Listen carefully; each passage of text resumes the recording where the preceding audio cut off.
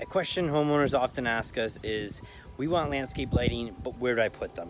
I'm Michael from Soares Landscaping, and today I'm going to show you what we're looking for when we walk a property to put outdoor lights. All right, so we're here backyard in a pond project that we recently completed, but just like any landscape job, as we get started, we get to the end, we start seeing other things that need to get done. So one thing that we did here is we have lighting inside the pond. Now, of course, pretty straightforward. We're going to light up the waterfall. We're going to light up underneath the waterfall, under the waterfall, right here to shoot that way. And we have one light here shooting across here so you can see the fish at nighttime. But just as we add lights, we start looking, okay, where else can we put lights? So as you can see here, we've got one light on the cedar and very lush English style garden.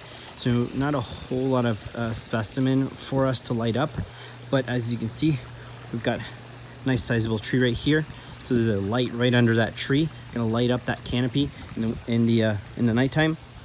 And on the side here, you're gonna see two wall wash lights, one here, and that whole section is gonna be lit up during the nighttime as well. So, I mean, we're looking for specimen plants, stuff that we really want to see add depth to the yard at nighttime, so it's just not all pitch black.